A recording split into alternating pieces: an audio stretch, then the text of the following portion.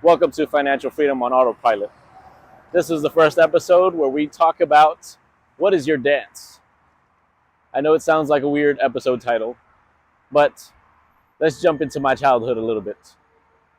I used to be a whole lot more rambunctious than I am today, and I would literally dance everywhere I would go. And unfortunately, at some point, it got diminished because I realized, oh, some of these people are kind of just laughing at my silliness. They're laughing at me instead of laughing with me at this joy and my expression of joy. What does this have to do with financial freedom, Ivan?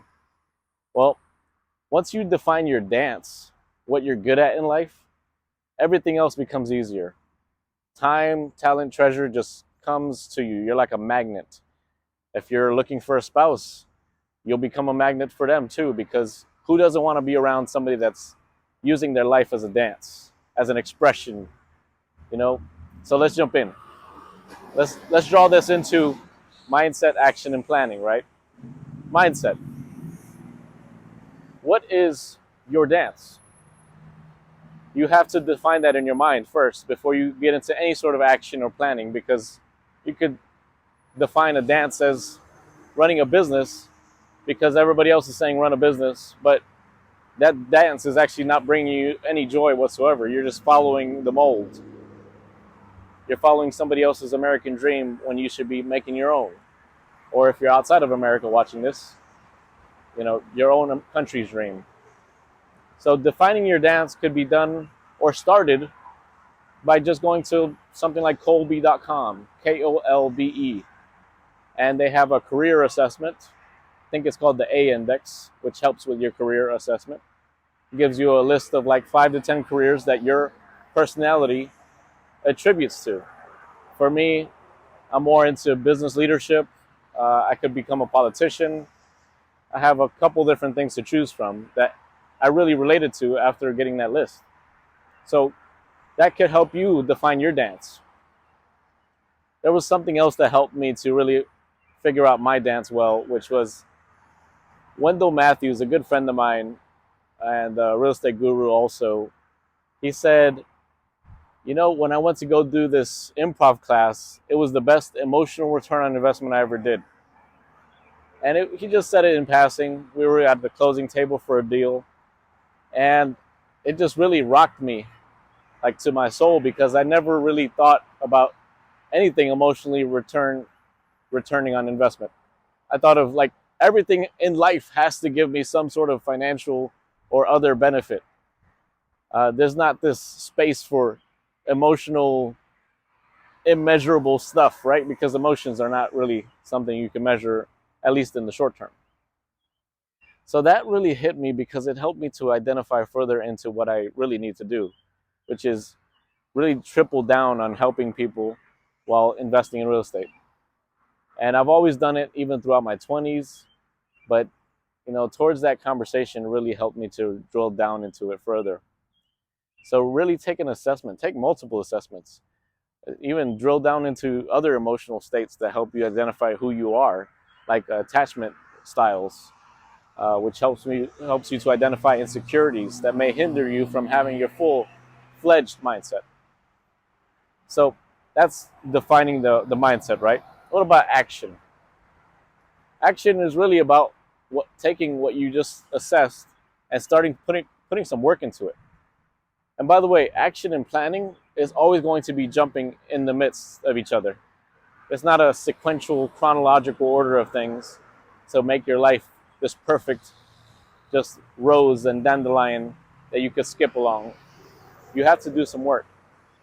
So once you figure out that mindset, that dance, do the work, spend time on it.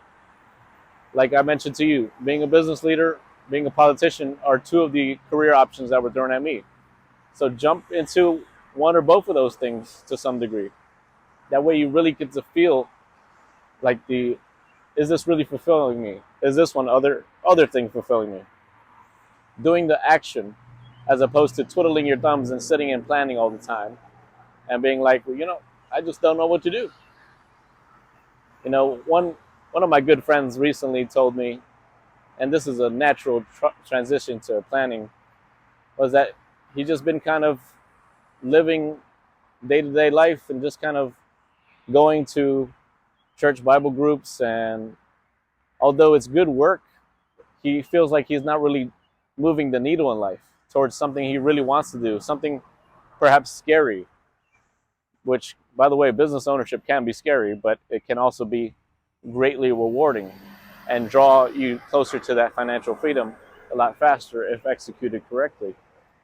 However, it's not made for everybody, right? You can't just say everybody belongs in business ownership, because we just don't all have those talents. But yeah, naturally into transitioning into planning. Planning is really about counting all the ducks in a row. I have just about a spreadsheet for everything in my life now. I have a spreadsheet for short-term budgeting, long-term budgeting, tracking credit cards, tracking mortgages, tracking equity, tracking debt in those mortgages. Uh, Everything has a position. And so as best as you can, even outside of finance, try to track everything, right?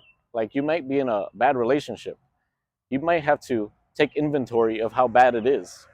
Like, I had a therapy session a few months ago, and she advised me, hey, take an inventory of like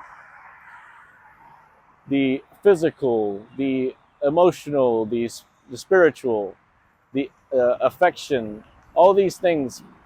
Make each major aspect a leg in a table of life for your relationship. And go ahead and just measure each aspect of those. And that was a great exercise, because it really helped me to appreciate the relationship. And, there were so many other relationships where I was lucky to get one leg.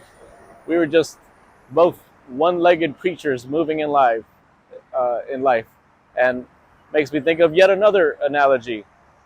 A movie critic said, all these characters are just walking limbs, walking organs in this movie. There's not a complete person. So planning is really about figuring out those missing pieces and the pieces you currently have that you're comfortable with. So that's really the map. I'm not going to stick around, especially because mosquitoes are starting to bite me up, and I don't like to be fluffy. I like to get straight to the point, and that wraps up this episode. All right, catch you later, and comment below what your dance is, by the way. Are you into, like me, wanting to maybe explore becoming a politician? Do you maybe want to start a nonprofit? Are you okay with raising capital and donors from people to start a nonprofit? Do you want to get into a for-profit, or do you want to get into real estate? What is that dance? And tell me about that excitement that you have for it. And by the way, when people try to come and make fun of you, like they did with my childhood, about your dance, just kind of look at them and blankly stare at them with a smile. Because really, they can't take anything away from you unless you decide to let them take away from you. We're adults now, so we have that power. Maybe as a child we didn't, but you have the power now. All right, catch you in the next video. Thanks for watching.